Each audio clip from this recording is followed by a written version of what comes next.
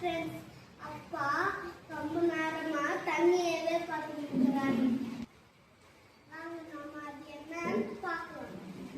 அப்பா என்னப்பா பண்ணிருக்கீங்க?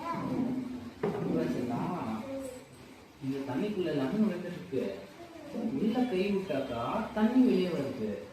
தண்ணியும் கீழே கொட்டாம லெமனும் எடுக்கணும். எப்படி எடுக்குதுன்னு தண்ணிக்குள்ள கை விட்டாக்கா லெமன் வருது, தண்ணி வெளியே வருது. எப்படி எடுக்குதுன்னு யோசிச்சுக்கிறேன்.